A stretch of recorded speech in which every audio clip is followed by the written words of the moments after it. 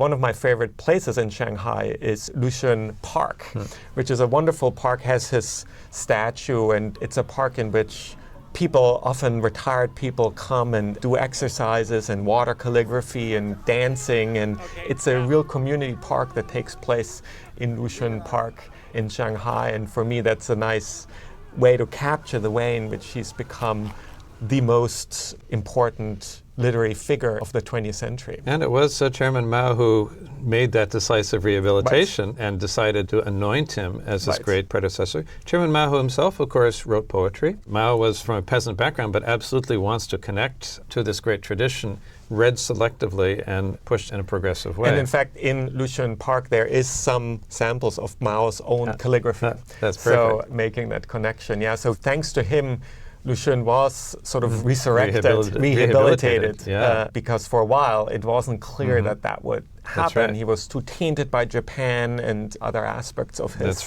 unusual political, not party line kind of political stance. And I think that part of the excitement of reading him, part of the challenge, is to see how far he escapes all categories. Even the category of the kind of great writer is one that he was as skeptical about as any other category. In his prefaces, he actually, thinking about the medical terminology of the Diary of a Madman, in his preface to the collection Outcry, he says, "I didn't want to infect younger generations, dreaming the glorious dreams that I too had dreamed when I was young, with the loneliness that came to torment me." And he says, "These attempts of mine are no works of art. That I understand perfectly well. And yet I now enjoy the great good fortune of seeing them collected together and passed off as a volume of fiction. Though I feel some unease at this undeserved stroke of luck, it also brings me some happiness that they might at least fleetingly find a readership."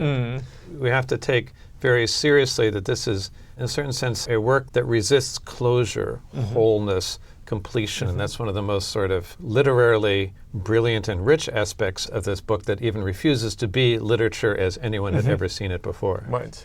So perhaps it's not so appropriate to think of him as one of the great literary craftsmen in that sense, but as someone who brought many different influences together as a translator, as someone who participated in New Youth, and who infused literature with lots of other aspects, like medical language in the Diary of a Madman, with a very vernacular kind of language in that diary, who managed to make that acceptable for literature, and therefore became a kind of modernist trailblazer for China.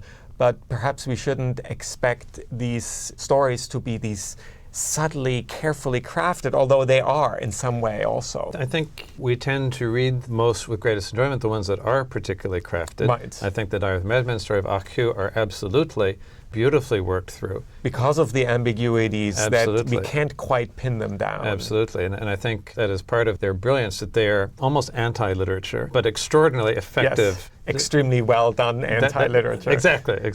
Yeah.